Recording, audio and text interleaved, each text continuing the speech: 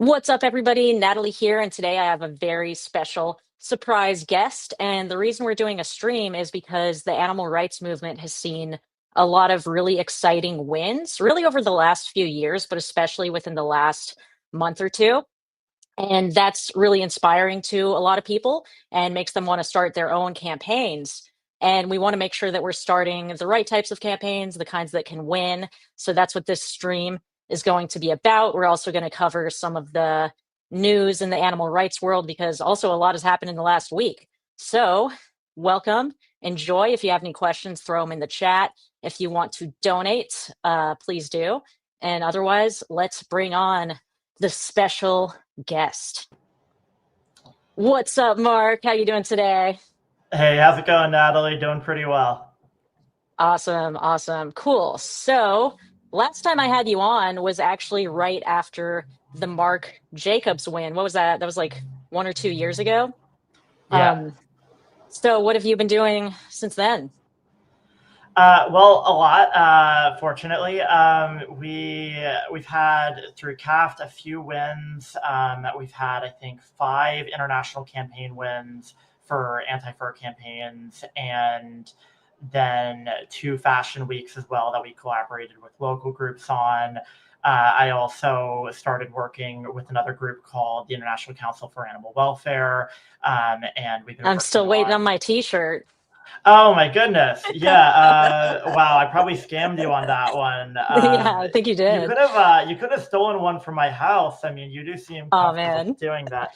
Uh, Yeah, my husband did grab a couple socks. Sorry about that. He ran out, so he'll give them no, no, back to you.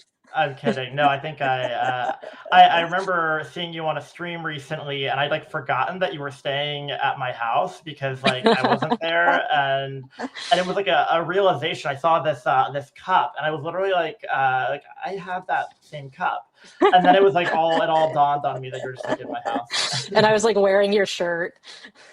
Yeah, I was thinking about like joining from that couch, so it would be like your streams would have some kind Oh of yeah. continuity.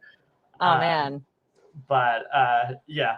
But yeah, mainly working on campaigns, mostly like anti-fur, anti-foie gras, and cage-free campaigns is mostly what I've been doing. Sweet. Awesome. So now let's get into, before we talk about how to start campaigns that win, let's get into some recent developments that have happened in the movement. So yeah, we could quickly talk about Condé Nast and Vogue. Yeah, so we just won this huge campaign against Condé Nast, which is the parent company of Vogue magazine. They also own a lot of other publications like GQ, Glamour, different ones. And we were campaigning against them with kind of an unusual ask, asking them to not promote fur in their advertisements or publication in general, including editorial content. Elle magazine, which is a smaller publication, has a similar policy, and we were asking for something similar to that. But no one had really run a campaign of this nature, so it was different from what we normally do. Yeah, but we were recently successful with that. Yeah, that was a huge win. And it's especially so meaningful because, these magazines really set the tone for the fashion industry, and designers want to be able to promote, their stuff in these magazines. So if they can't do that, it's a really good incentive for them to just not even use fur.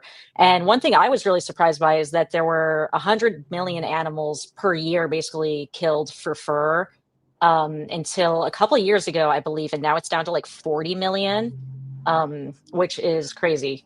Yeah, I think the number may Or be 60 higher. million. It's weird because, like, in all the coverage of Condé Nast, like, there were some like radically different numbers given by like different major media groups about how many animals it is. I think probably 60 or 70 is more accurate, but yeah, like a short time ago, it was 120. So really Wow. exciting progress on that front. And before, I mean, I think it used to be over 200 million a year if you go back even further. Wow. So yeah, that really shows the power of pressure campaigns. Not that that's all because of pressure campaigns, obviously COVID was a factor and stuff, but yeah, really awesome.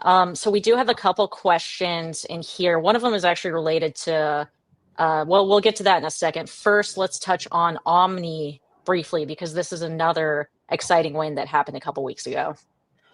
Yeah, this was huge in the grassroots. I think in their press release they cited something like 200 protests. I think the number may have. I think that was like the number they could confirm, like that they had videos of. I think that it was probably actually a decent amount more protests than that. So like just a massive amount of pressure from the grassroots, pressuring Omni hotels to stop selling foie gras and to commit to not sell it again.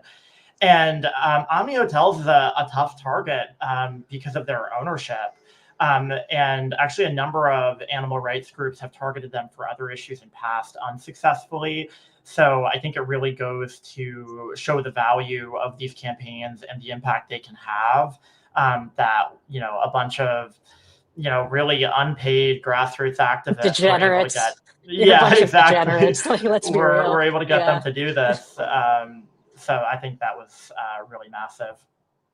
Yeah, that one was really satisfying for me. I actually had to drop out of that campaign a while ago for legal reasons. But yeah, really excited that that was one. And yeah, this is another huge success that I believe the news just broke a couple days ago about Ridgeland, the dog testing facility. So bring us up to speed on that, Mark. Yeah, I'm just finding out as well a couple days ago, but I think Ridgeland was investigated a few years back by, I believe it was Direct Action Everywhere, and they did an undercover investigation and also, or an investigation, and also rescued some dogs from Ridgeland. I think the activists were originally charged for this, and but they were able to actually turn that around and end up getting the facility people, like the getting Ridgeland charged with criminal animal cruelty. And there was kind of like a back and forth where they were putting pressure on the prosecutors to do stuff because the prosecutors didn't seem to want to. And so there was like, even I think Simple Heart had a call last week talking about this, and Um, encouraging people to pressure the prosecutors. And I know Dane for Dogs was involved very heavily here in putting the pressure on. And ultimately, the prosecutors announced that the facility would be closing. I think this coming July, they'll no longer be allowed to sell animals. And so that's going to be the end. And no yeah, longer able that's to sell amazing. beagles. Okay, So, cool. Yeah, that's really cool because I remember I was like supposed to go to the trial, and then they dropped the charges like 3 days before. Of course, we'd already like booked our flights and Airbnbs and stuff, and then something with like the DA. It's all I'm really kind of bad at the legal stuff, but yeah, really amazing win. And then we have another story that did not go so well about Zoe Rosenberg and that trial. So someone actually asked, like, where do we go from here when it comes to rescuing animals? So what do you think um, the results of that? Should they change that strategy, or yeah, what are your thoughts on that? I mean, it's a tough call. I think it's like a different theory of change than I normally work on. So, I have trouble commenting on like the exact strategy. But I Yeah, do think they're going to appeal the decision. And I mean, ultimately, I think we can all agree that like rescuing abused animals shouldn't be a crime. And I think that yeah. their logic is that it, in fact, is not a crime, because you're allowed to rescue a dog from a hot car legally, and even if that means breaking the windows. Why should it be different for any other type of animal? And so I do think they're going to Well, it's because appeal. dogs aren't food, Mark. So, That depends on where you are, right? yeah, that's Uh, true. I think there's even later tonight, I think at 9 p.m. Eastern, 6 p.m. Pacific, DXC is having an action call. I have no idea what they're going to do with that, but I would definitely suggest people attend. I think it's dxc.io/action call. Um, Maybe there's a way to put that in I'll the put that chat. in I the don't know. chat. Um, dxc.io/action call. And yeah, definitely encourage everyone to come to that. My understanding, which could be totally wrong, is that they want appeals because appeals actually lead to change within the legal system, whereas a victory is, short term, whereas appeals can be longer term. So yeah, I'm excited to yeah. see how that plays out. And I'm not sure how it works with the appeals. I know like a big problem for the trial was that they weren't allowed to bring in and show the jury like Yeah. evidence of some of the criminal animal cruelty, like the chickens being boiled alive, which like is obviously extremely relevant to her motivations to do this. And I don't know if it's going to be different for the appeal, but hopefully so. Yeah, I hope so too. Cool. All right. So now, well, we have a couple questions from the chat, so we will answer those. These are really common questions that I think are important to talk about, and then we'll get into kind of more specific questions about pressure campaigns. So, what are some reasons you focus on fur? Yeah, I mean, I do work on other campaigns personally as well, but I think fur is a really great target for a couple of reasons. The industry is already in decline, but at the same time, it's come back multiple times when activists have started focusing on other things. And we really don't want to let that happen again. I think we're kind of trying to build a model where we can actually end an entire industry of animal exploitation. And if we can't end like the least popular major industry of animal exploitation, I think we don't have a lot of hope for ending more popular ways of hurting animals. And I think these targets we can have a lot of leverage with. A lot of places still selling fur aren't actually selling that much, or at least it's not that critical to their business model. So even like a Oh, massive brand like Max Mara, one of the ones we beat last year, that sold a ton of fur, relative to like the rest of what they do, it's not that important to them. So it's not like in some ways it's not the biggest ask for them to not sell fur, even though they sold a pretty massive amount of it prior to the campaign. And that gives us real leverage to this. Another critical thing here is that the public's really already on our side. 71% of people are against fur, and in the United States at least. And this also can help us pressure companies where when the public's against it, we can get them on our side. We can get them to come out to demonstrations. It makes it easier to put, public shame on the company for what they're doing versus something that, most people currently might support. yeah, for sure. It's kind of an area where we have more leverage and popular support, which is important. Another question is this is from Brent Roberts. I often see in comments after wins, you guys have a lot of them, good job, that people say, now leather, why don't you add on demands and attach it to the win? Yeah, honestly, it really is just about the actual ability to win. Like, I would love to go after leather right now if I could, but I think that at this point, the majority of the public would not be on our side, and the companies wouldn't cave to such a demand. Like maybe some specific companies might, but generally speaking, large fashion brands will not do this right now. I think with fur, we can kind of build up and move that Overton window where once they've moved on from fur, I think they will be more likely to move on from other things as well. But we're really not there yet. And if we were to tack on leather, we would just lose all our campaigns. And we've even like seen some animal rights groups try to do this and just as a result not win.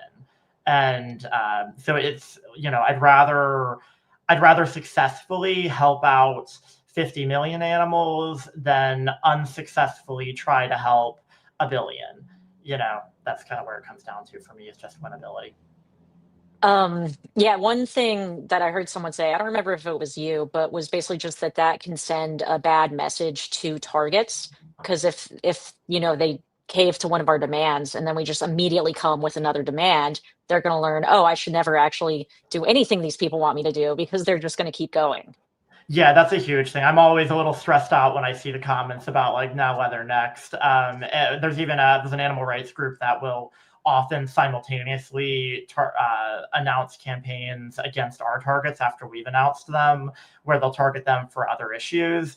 And Mm, I know they're well meaning with this, but it is a little bit frustrating because yeah, it does send that message. And like realistically, I would love to see the end of leather in my lifetime. I don't know if that will happen, um, but it's going to be a long time from now. So if you are an industry person watching this, you're at least Relax. going to get a long break before you're targeted again for something else. I don't see that happening anytime soon. And if they can't at least be assured of like that long break in targeting, then it's hard to imagine why they would cave to our campaigns. Because yeah, if we're just going to come back a week later for something else, then they'll just say this is a slippery slope and stop caving to our demands at all. Yeah, yeah, for sure. Sweet. Well, now I'm going to get into the questions I have, and then we can answer more from the audience in a little bit. So, what separates a campaign that's likely to win from one that's risky or likely to burn out? Yeah, I think big factors are, really pressure campaigns succeed when the target believes that the pressure you're exerting or will exert on them um, will exceed the value of their objectionable behavior. So if they think that, selling fur helps them, make an extra $500,000 a year, but they think that your campaign is going to lose them $600,000 a year long term, then there's a good chance they'll do it. And I mean, it can be more complex than that. Like sometimes they can have these thinkings about like, oh, it's a slippery slope and those types of things. But I think it still ultimately comes down to the same logic of, is it better for our bottom line for us to cave to this or for us to hold out against the protest and keep benefiting from this objectionable behavior. So So, that's you're like saying corporations mostly care about profit? they only care about profit. Yeah, Maybe they only care about shocking. profit, and maybe they care like the individuals who make them up care about their personal lives. So that might be the Yeah, other thing. But generally speaking, the corporations care about profit. And so as a result, what we tend to do is pair pretty reasonable small asks with very hard hitting tactics. So dropping fur for a lot of these places is actually a fairly small ask. But then the tactics we can hit them with are very potentially damaging to their brand reputation, to their employee satisfaction and retention, to all sorts of things like this, where they can see, hey, there's a real cost to dealing with this. A counterexample in terms of like too risky, like when you go really far in the other direction, would be something like the Shaq campaign, where I think the tactics were very hard hitting. I would say more hard hitting than most of what CAF does. There were tactics that were, straight up illegal. People got their yeah, cars vandalized. Like a lot of things happened that were extremely impactful and enabled them to win a lot of secondary campaigns. Getting companies to cut ties with the business they were targeting. But ultimately, the ask of that campaign was to shut down an entire company. They wanted an entire company that all they did was vivisection to stop. And yeah, so it's the amount of pressure you need at that point is an amount of pressure to literally put a company under, a very profitable company under. And I think that so much can be learned from that campaign in terms of like really amazing tactics, because they had so many amazing tactics. And quite frankly, a lot of what CAFT has done is take a lot of those tactics and just pair them with an easier ask. Because our co-founders got their start with that campaign, really. And that was like the first campaign, I believe, that both of them organized for. And at some point, they, after the failure of that campaign, they kind of wanted to come in with an easier ask, something that would take on less risk, something that they could win against companies with before the repression hits. Because like if you keep doing these crazy tactics over a period of decades, at some point, the government's going to come after you. The corporations are going to come after you with a lot of lawsuits. And yeah. I whereas mean, just maybe like they did. with a smaller ask, maybe they would have just won. Yeah. Yeah, I remember when we were doing Pro Animal Futures campaign to close the slaughterhouse in Denver last year, someone was asking why we didn't just make it a pressure campaign. And, I was just thinking, okay, this company, all they do is run slaughterhouses. They have 4 slaughterhouses across the US. There's just no way we would be able to shut them down with a pressure campaign because, like you said, that's their entire business model. So, yeah, it definitely makes a lot of sense to focus on the ones um, Yeah, just with a bit of an easier ask. And Yeah. yeah, And I mean, I think there's ways like sometimes we can change the ask. Like I also work on animal welfare campaigns, like cage-free campaigns, and that's like basically coming in with the understanding that these companies are too big to be on an ask like stop selling eggs at the yeah, moment. But maybe they could react well to an ask like going cage-free or something like that. Not caging chickens. yeah, for sure. Cool. So that kind of leads into the next question nicely, which is why was Condé Nast campaign specifically successful? Yeah, I'd say big things were, steady escalating pressure and a lot of leverage. When we kicked off, we went after a lot of secondary targets just because the main target didn't have like good locations in our cities. So, I'm sorry, what I mean by that, a secondary target is someone that is basically important to the brand that you're targeting, but isn't the target themselves. So, for instance, we went after Mattel, which is a toy company. They own like Barbie and a bunch of other toy brands. And Roger Lynch, the CEO of Condé Nast, is on their board of directors, makes a ton of money to be on their board of directors every year to do probably very little. And so we were targeting Mattel saying, hey, fire him from your board. He's an animal abuser. And he probably doesn't mean that much to Mattel. So they might be somewhat willing to do that. Whereas getting hundreds of thousands of dollars to go to a few board meetings every year and, answer a few emails, and maybe I'm undervaluing what he does, but generally I think you're speaking, overvaluing it. generally speaking, that's a pretty sweet gig that he's going to care about and he's not going to want to lose. So we went after secondary targets under Mattel's brand and under another brand that had a shared board member connection to him. And so we started out with that because it was not like going after Max Mara or Marc Jacobs where you can start out outside their store. And eventually we also moved to home demos of executives and also of those secondary targets. And I think that the pressure really started escalating a lot more, like kind of during the summer. We had a convergence in New York. We did this tour across the country with Rage tour. Rage Tour, yes. Hey. Uh, and after the Rage Tour, we actually got a cease and desist from them, basically saying Great. they're going to sue us if we didn't stop doing some things. And then I think one of the critical reasons we won is that our reaction to that was to escalate the pressure and to show them that like a lawsuit is not going to get rid of this campaign and there's not much you can do to get rid of this campaign. We got a second cease and desist actually not long before we won. And at that point, a bunch of other cities started picking up the campaign. I think it was mostly in like a few cities prior to that, especially New York, where we were targeting executives.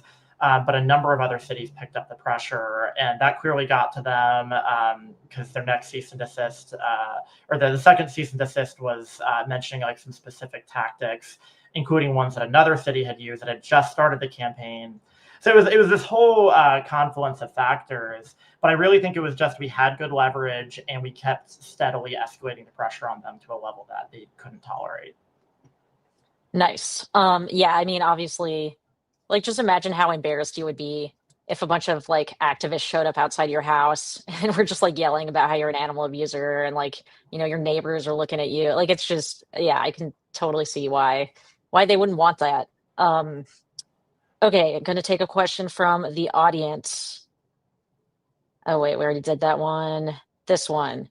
Can you talk about Fur Free Friday, for example, the history and why it's still important to address fur that day? Yeah, Fur Free Friday, for those of you who don't know, is the day after Thanksgiving. So some people outside of the animal rights community call it Black Friday. Um, but it is the largest retail shopping day in the United States, which makes it a really great time to pressure these businesses because you're kind of doing the maximum damage you can do in terms of like a protest outside a store. It's existed for decades now, and it's almost like I'd say like almost like an animal rights holiday, where it's like kind of one of like the big things of the year. And so I think the big reasons to care about it are just the fact that it's the largest shopping day, but also it's a time when I think a lot of people come out and take actions that maybe who don't normally come out to protest. So if you're going to one of these demos, maybe consider looking for people you don't know, people who don't seem to know anyone, and trying to recruit them to come out more regularly, because it's also just a great event to recruit at. There's going to be a whole weekend around it for a free weekend in New York, for those of you who can come down for that. But I'd also encourage, like, if you have good fur targets in your city, to host a protest in your own city as well. And if you want to know about Fur Free Weekend, I think you can see it on CAFT USA's Instagram account, or also at Animal Activism Collective. And maybe some links in the chat there. Yeah, definitely check out the Instagram. Just put it in there. Yeah, I still don't know if there's targets where I am, which is unfortunate because that would be sick. Have your little vegan potluck on Thursday and then get everyone together for Fur Free Friday on the next day. Um, Yeah. okay, so when activists hear pressure campaign, a lot of them want to jump straight into action. How do you think about the balance between urgency and strategy? It's tricky because I think realization of urgency is one of the things that really makes people into activists, instead of doom scrollers. Uh, and But it can also be double edged, because when the problem is urgent, we need to be strategic. And at the end of the day, like, animals don't need us to try hard or to just try hard; they need us to win. Yeah. So no matter how much action we take, if it's not strategic, a lot of the time that can just be a waste of time, money, whatever other resources. And sometimes it can even limit the effectiveness of other campaigns if we're taking like unstrategic actions. It can sometimes like invite repression. If I'm feeling the urgency and like Vogue has to stop promoting fur, and I feel that urgency to too extreme of a level, maybe then I'm taking escalated actions far sooner than makes any sense, opening up expanded legal risk that could have a negative impact on the campaign, when we could have just won it in other ways. So it is a balance, and it is really tricky, but I would say, like, maintain the sense of urgency, but also remember that it's urgent to be strategic. It is urgent to be strategic. Awesome. Cool. So we have another question from the audience. A common critique of pressure campaigns is that they are aggressive and give the movement a bad look. What are your views on this? Yeah, honestly, my view is that I don't think the public looks at us at all. I was talking to someone about this recently, who's someone who cares a lot about animal rights. They were a vegan, and they're involved in some different efforts. And I was like, yeah, I mean, I did campaigns that involved hundreds of home protests over the last couple of years, and like I don't think you've heard of any of them. And you're probably in the demographic most likely to have heard of them, as someone who cares about these issues. Like, so the public definitely hasn't heard about them. Like, the media isn't paying attention. It's hard to get the public to hear about them. Like we would want them to hear about them more. Yeah, so I don't know. Maybe it would be a bad look if anyone ever noticed. I think at the end of the day, it's mainly the companies that pay attention to what we do, and perhaps other activists. So that I'm not so worried about it being a bad look. But with that said, it's worth remembering, like, if you're doing kind of a media stunt thing that maybe has some things in common with a pressure campaign, maybe that should look different. Maybe a protest that's more of a media thing should be structured differently and be a little more image conscious than the types of campaigns I generally work on. Yeah, I mean, when it comes to vegans and the public, they already hate us. Like there's one study that shows that the only group of people that people hate more than vegans is drug addicts, which, sucks. Like I don't think we should hate either. But yeah, I mean, even just someone finding out you're vegan without you even doing anything, they're gonna like you less. So yeah, it's also the point of protest is to get under the skin of employees and of the company. So that's more strategic to focus on how we can do that than just like what people walking by are going to think. Um, Yeah.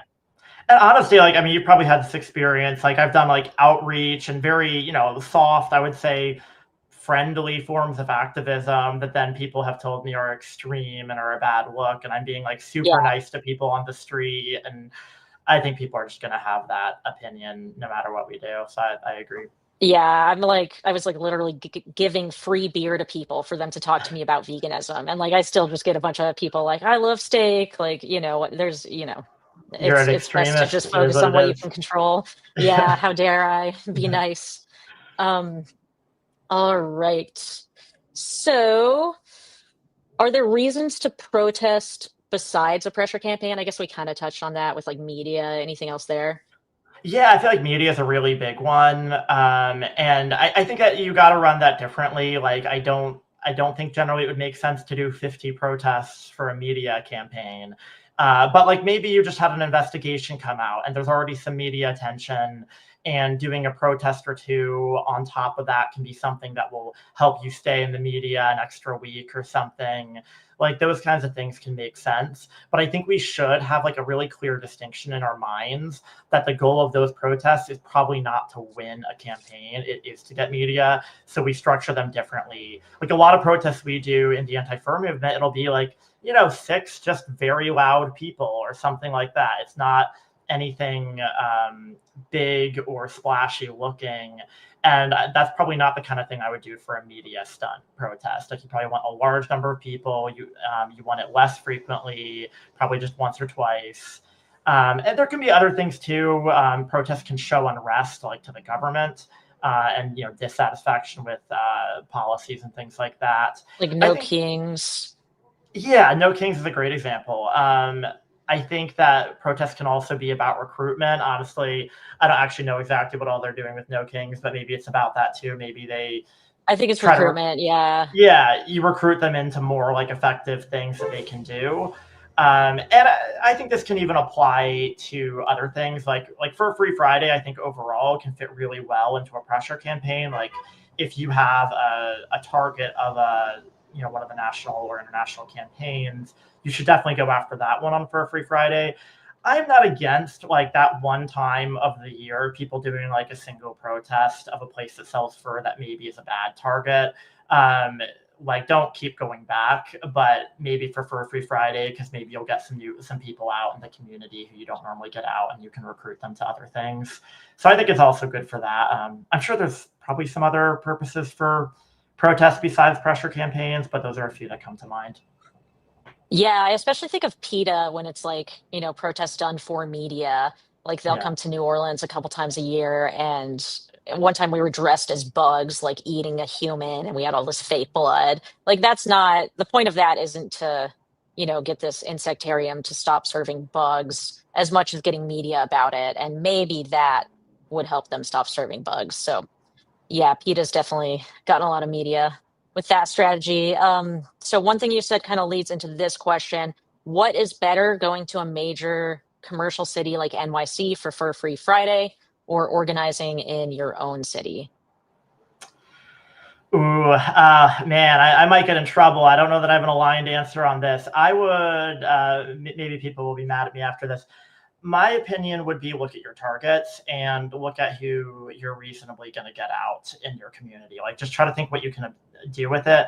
I think if you have targets of one of like the national or international campaigns, I would try to go out for that. So, like, in particular, if you have like a Berluti or a Loro Piana in your city, I would really encourage people to host an event in their own city.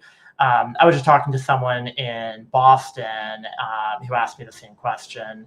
And Fur Free Weekend, by the way, is going to be a multi-day thing. So my advice to him, since he lives kind of close, I was like, why don't you host a thing on Fur Free Friday and then maybe come down to New York Saturday and Sunday? Could be a nice balance. But I'd say if you have good targets, try to do it in your city. But realistically, if you don't have good targets, if you think it's just going to be like you and the regulars out anyway, and you're not going to recruit a lot of people, might as well come out to New York. It's going to be great.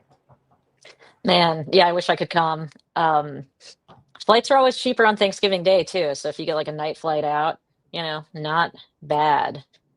All right. Yeah, Are pressure campaigns right for every target? We kind of touched on this, but yeah, definitely not. definitely not.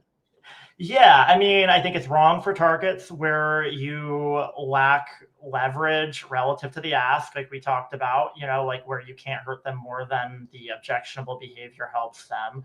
I think it's wrong if that's the situation.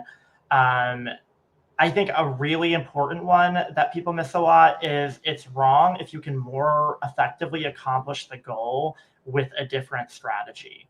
So, like if you're going after foie gras in your city, but maybe you have a city where it would be not so difficult to get a foie gras ban, and you have a ton of places selling foie gras. It might take you years to get all of them pressure campaigned out.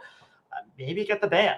That might be more effective. It's Yeah. certainly not everywhere. Some places the ban is just not viable. It's never going to happen. But consider if like there's a different approach like that could just be better at getting your ask.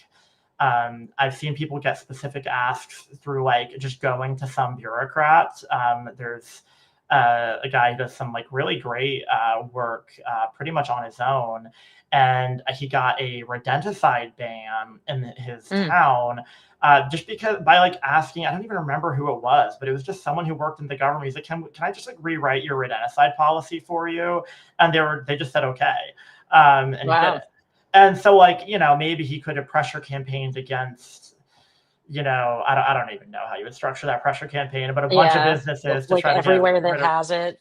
Yeah, it would be a mess. It would be a very, very difficult series of campaigns, and instead you got it with pretty little effort, which is a much better option if available to you.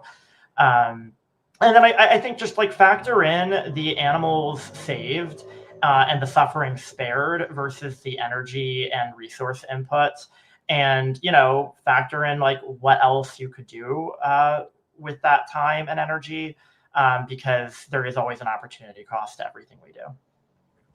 Yeah, that kind of leads to the next question. Like, how do you determine if a pressure campaign will have maximum leverage against a company versus a legislative approach or media campaign? So yeah, I could definitely talk about that a little bit because Pro Animal Future is running two ballot initiatives to ban foie gras, one in Denver. We've almost got enough signatures to qualify. We still have like 5 or 6 more weeks till we have to turn them in. So that's really exciting.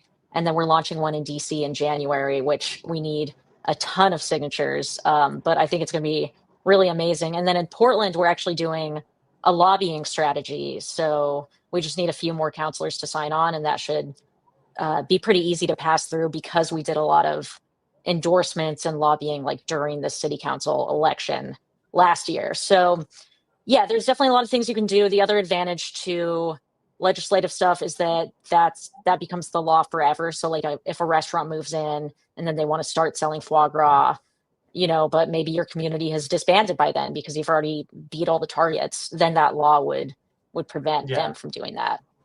Yeah, and I mean, it might not always be exactly one or the other. Like, I helped co-found a group a while back called DC Coalition Against Foie Gras that's run a lot of successful pressure campaigns against restaurants in DC selling foie gras. And, I have some hope that maybe that will reduce some of the counter pressure to the ballot measure.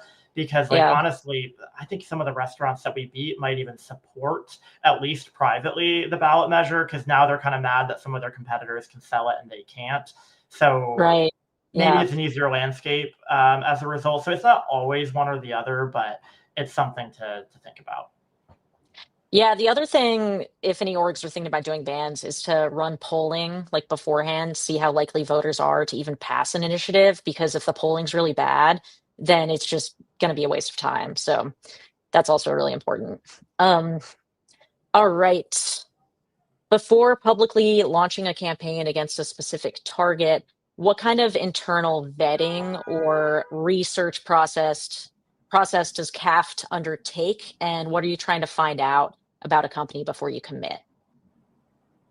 Yeah, it's a pretty massive amount of research. I think this is like the hardest thing that we do on some level, at least like in terms of CAFT as an organization.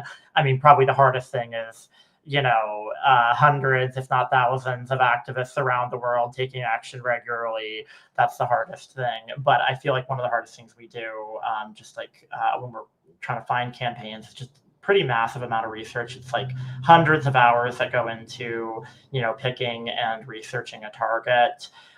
Big things we really want to understand are like what factors may make them resistant or not resistant to the ask. At this point, most major brands are somewhat resistant.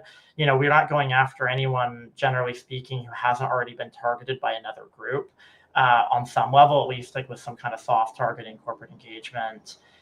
So everyone's a little resistant for sure.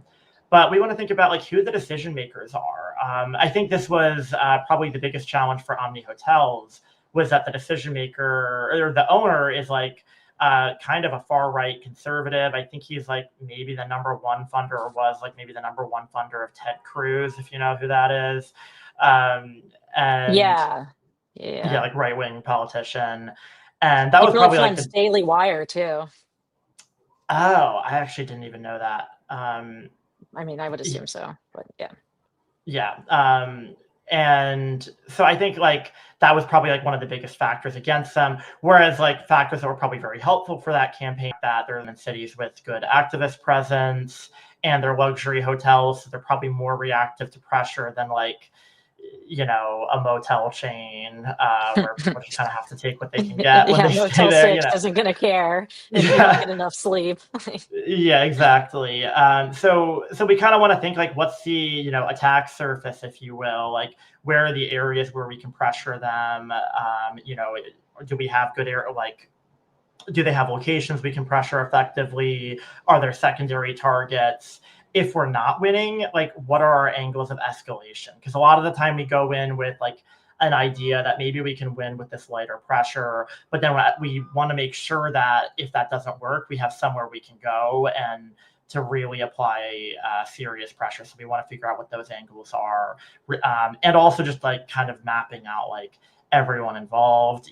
If we do have to go to something like home demos, which is most often something we save for later, we want to know that we like actually have those locked down and know where those are.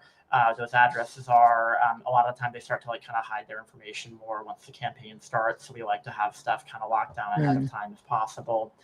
And I mean, there's just a ton that goes into it, but yeah, with like literally hundreds of hours of research, I would say. But obviously, the downside to that is that if you do a bunch of research and then they drop like right after the first protest, then you've like wasted a lot of time. So Yeah, yeah, that balance. that's true. And what I'm always supportive of is like, sending a few emails just to like try to talk to them. Maybe you can win on emails. There's like a lot of the cage free campaigns were won, I think, pretty heavily through corporate engagement back in the day. And I kind of think in the grassroots, we honestly haven't used that enough.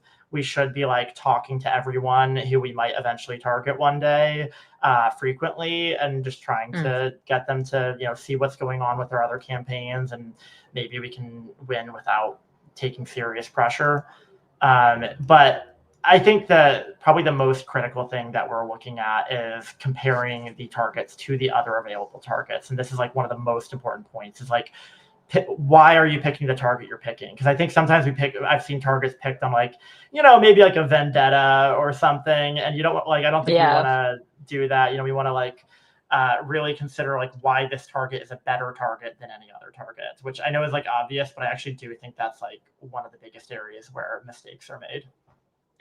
You mean like people have a vendetta, like they've just gotten into an altercation with someone who runs a company, or like what would cause that in the first Yeah, place? like maybe I have like an animal abusing business that I walk by on the street every day Right. near my apartment, and I just hate them, and I just hate seeing it, and I'm like, I got to do something about this.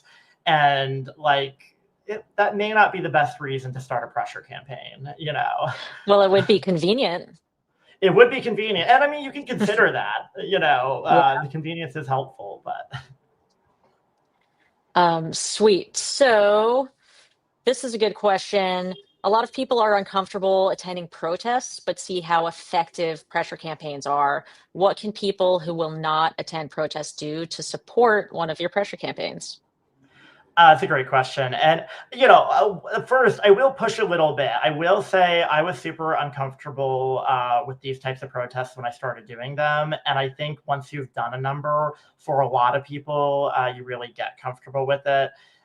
So, consider pushing yourself, but also, honestly, there's so many ways to be involved in a pressure campaign other than protesting. We always desperately need lawyers, video editors, people who know about like media, writers, like all sorts of things. We do digital actions, and we probably don't do them enough. That's writing comments on social media, sending emails, that kind of stuff. And you don't need anyone's permission to do it either. If see a campaign going, you can just go for it and like take these kinds of actions. And these can be very impactful for campaigns. I remember hearing a while back about like a campaign that was won. It was like this group of like, I don't know, like middle-aged or older women who just would like write letters like constantly to these executives, and they were just doing this like for a really long time. And Hmm. eventually, like the executives, like when they finally caved, they like mentioned it. They're like, "Can you please like stop sending us these letters? Like we're just annoyed." And so there's a lot of ways to be involved. Um, if you're like, I can't even think off the top of my head all the ways. So definitely reach out if you see a campaign that you want to be involved in. Like, reach out to the organizers and maybe just mention any kind of skills you have that you can think of, because you never know what might be useful. Web developer, all sorts of things could be useful. You almost certainly have some skill that would be helpful in a pressure campaign. Yeah, for sure. And I mean, just speaking from my personal experience, like, it's not that I'm uncomfortable at protests, but like, I do think they're really boring. Like, I still go and I still do it, but I would rather like edit videos, or like make informational videos. So, yeah, if anyone watching wants to get better at social media, feel free to DM me at Daddy Fulton on Instagram. I'm always happy to give advice to people on social media because yeah, it really is a great way to reach people. And also because these companies are, they are reading comments and emails. So there's also action groups you can get in on that give you actions. So just the more people working on specific campaigns, the better in whatever capacity you can do. But yeah, I also second that, like, if you think you're uncomfortable going, but you haven't been to at least like 10, like try to do at least 10 before you decide that you completely hate it and won't. Um, but that's just an arbitrary number. I'll throw All in right. a little plug. So definitely feel free to reach out to CAFT or whoever is running the campaign you're interested in. Another great group to chat with if you're like trying to get involved in stuff and you're not sure how your skills fit and you want to talk to someone about it. Check out Animal Activism Collective. They've got a mentorship program where you get paired with an experienced activist who can, who's selected based on your interests and the types of activism you're interested in, and they can help you with a lot of stuff. I think they're also launching pretty soon a pressure campaign training program for people who are, specifically very interested in pressure campaigns, might be interested in, launching a campaign somewhere. So definitely check out Animal Activism Collective. I'm guessing, Natalie, you're putting something in the chat. There we go. Awesome. Sweet. Yeah, AAC is awesome. I've been a mentor for a little bit, so you could get paired with me. Um, Definitely all make sure right, to request Natalie, everyone. No, just kidding. everyone. All right, how do you weigh symbolic value versus animals impacted? Yeah, I mean, obviously, the long-term goal is always going to be animals impacted. Like that's the thing we care about in the long term. But I do think that like some symbolic wins are really important. And for CAFT, like even with the targets we've gone after that are selling a lot of fur, one of the most important things we've always looked at is how is this going to influence the industry as a whole, and how is it going to influence the other brands. So Condé Nast is obviously a much more symbolic win because I guess they used like affiliate links to market fur directly, but they weren't like directly selling fur. But as CNN put it, they're like the arbiters of fashion. And they basically determine what's in style. I was actually reading a research paper from a couple years ago that attributed major shifts in the fur industry to Vogue magazine's specific influence.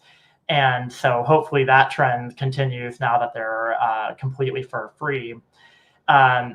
So the symbolic value can matter a lot because it can create these cascading wins. Like one brand after another does it, and that makes it really easy for other brands to then say, okay, this is going out anyway. There's a lot of precedent for brands doing this. We're not like on an island if we do this.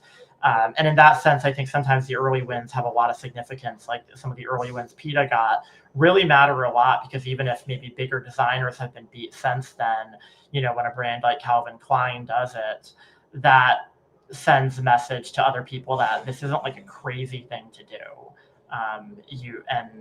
Fur maybe is going out of fashion.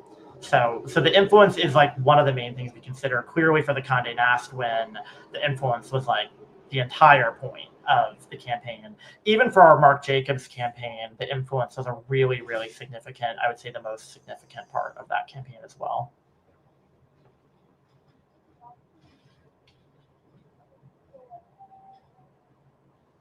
Yeah, so basically the symbolic thing is determining culture, but then culture influences like animals impacted. So yeah, they do kind of go together. Yeah. All right, we have another question about protests. If you don't actually have useful skills, should you spend time learning a skill in hopes of being helpful later, or just try to physically attend as many protests as possible? I would say start. You probably do have useful skills, so you're probably undervaluing yourself. But I would also say just start attending protests. And a lot of the time, you'll also kind of start to see the gaps when you start doing that. Like you'll realize, like, oh, nobody's editing the videos. There's always a lack of that, and you'll kind of start finding good ways to plug yourself in, and you'll just get to know the organizers who probably have like a good sense of what is needed, particularly in your local community. Yeah, I mean, a lot of the stuff that's helpful to a campaign, it's not like it requires special skills to be able to do it. It's just a matter of putting the time into it. And yeah, I mean, personally, when I first went vegan, like I didn't have any skills. Like I'd been working bullshit jobs my whole life, or in the service industry. So I just started by, editing videos and going from there. And throughout that time, I've learned a lot, not just about video editing, but just campaigns in general and other stuff, mostly because of the people that I've met. So yeah, definitely go to maybe not as many protests as possible. Like don't try to do too many things at once, but going to protests while building other skills completely makes sense. Like, yeah, I don't think there's any downside to that. All right. So, if we think about companies that continue to sell fur, are there certain characteristics that make them particularly vulnerable to pressure campaigns? And conversely, are there profiles where that tactic is less effective? Yeah, I mean, like the last big one is LVMH, and we have a campaign against them. I think that their ownership structure and the mentality of their owner is the big thing that's making it harder to pressure campaign against them. Realistically, a lot of what we're doing now is actually about that campaign, the LVMH campaign, even things like Condé Nast. It's more about influencing LVMH to us, and they just have a difficult owner, and the Arnault family owns the majority of the stock. So there's less people that we can go after that can like force LVMH to do this. Really, LVMH has to do it on their own. And so we have to put enough pressure to make that happen. But I think some things that can make targets really hard. Some companies are like very like business to business oriented. They're selling things more to businesses. So like an obvious example is like a fur farm, but even a challenge with like Loro Piana, which is one of our targets. But one of their challenges is that they like the majority of their business model is selling textiles, not fur, but textiles to other companies. And as a result, like that can make the pressure outside their stores a bit less impactful. Still very impactful, and we do a lot of Loro Piana protests, so definitely go there. But I think it's one of the reasons they are able to hold out against these types of pressures. And I think for some targets, it's just going to be like more about legislative campaigns. I think your fur stores, a bunch of different types of targets. Just it's better for you to go after them with a legislative ban than a pressure campaign. Yeah.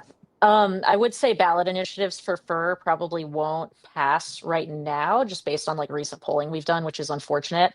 But obviously getting it through like city council is a different matter. So that is something I would recommend. Yeah, I would love to talk more about Bernard Arnault, the LVMH guy, because I think last time we talked about him, you described him as like a cartoon villain, like he likes being this evil person who abuses animals. So yeah, how do you, get someone like that to cave?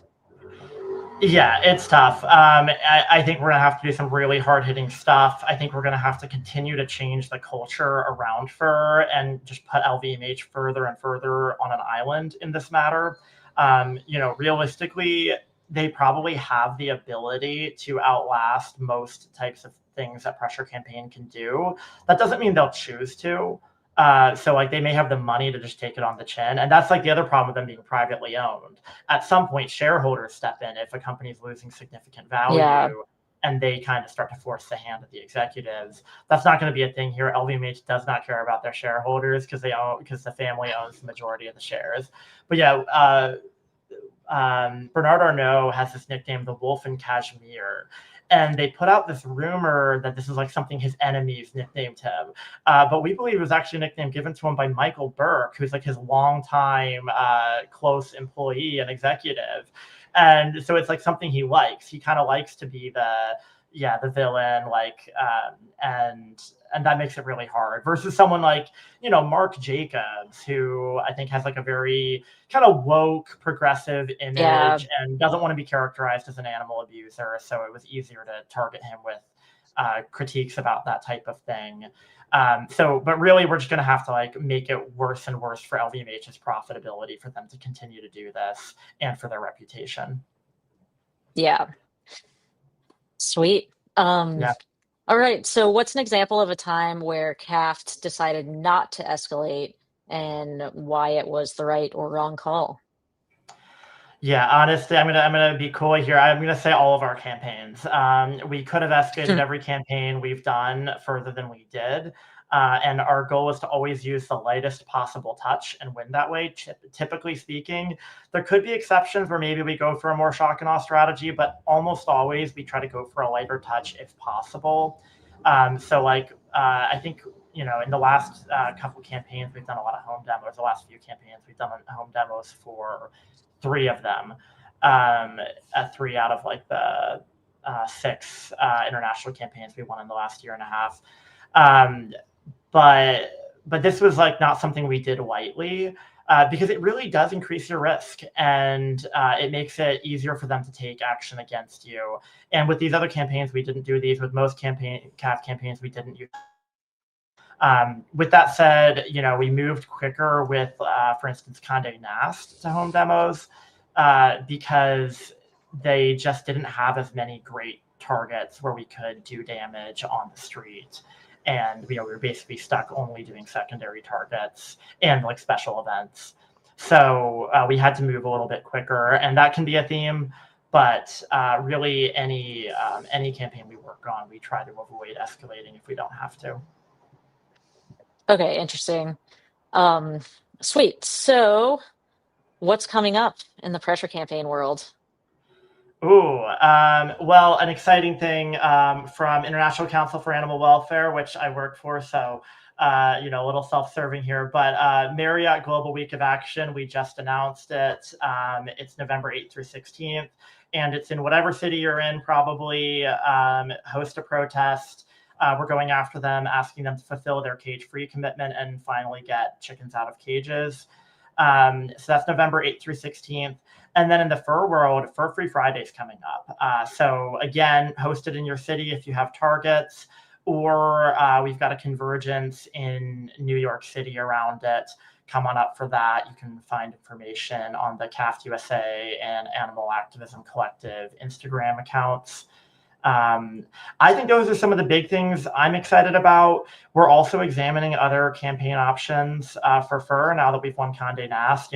Things to continue to put pressure on LVMH and put them further on an island. So like, stay tuned for that. That's obvious. These are all obviously like centric to kind of the world I work in, but those are some of the things I'm excited about coming up.